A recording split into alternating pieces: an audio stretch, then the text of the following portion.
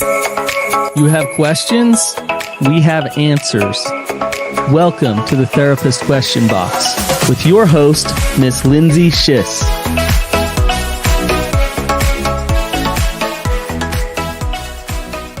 Welcome back to another episode of the Therapist Question Box. I'm your host, Lindsay Schiss, and today we are continuing our two-part series around boundaries with Micah Ingalls. Micah, thanks for joining us again. It's great to be back. We are just going to continue because we felt like there was so much information that we wanted to share that we didn't want to cut it short. So if you haven't listened to episode 1, go back and listen to that, and then you will be more up to speed on what we're talking about now. So we'll go ahead and review the listener's question, and then we'll pick up where we left off. So the listener's question is, can you share some examples of healthy boundaries that can be set in relationships and how we can approach our friends if we feel those boundaries are being crossed? So Micah, let's just start right in with the process of boundaries. So we talked a little bit before about understanding our values and how our values really affects our understanding of our boundaries, right? Absolutely. So Tell me, is that the whole process of boundaries, or is that just the beginning? That's just the beginning. Okay. Right? And then to get into the process of boundaries, we need to understand that there are internal boundaries which define how we relate with ourselves, and external boundaries which define how we are going to relate with the world around us. Okay. Can you give us an example of an internal boundary? Yeah, an internal boundary I kind of tried to describe in the first episode, but how I'm going to relate with myself in response to different situations.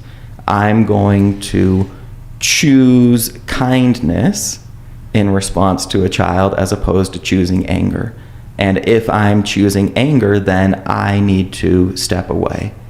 And that's how I relate with myself. I choose kindness. Okay, so this is who I want to be as a person, basically. Yeah. Like this is how I want to show up in the world. This is who I am as a person. Correct. And these are my boundaries to help me show up in that way.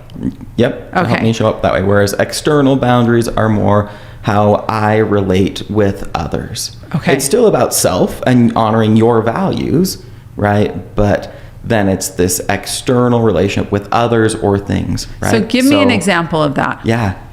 An example would be, I don't, little self-disclosure, I don't use my phone after 10 p.m., right? Nice.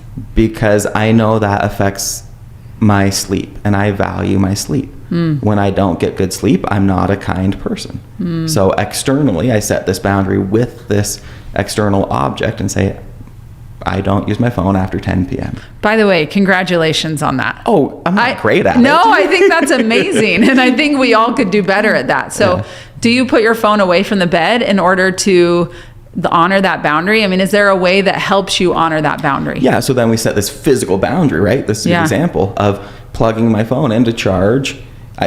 It's my alarm clock, but I plug it into charge over by the dresser, right? So then you can't just reach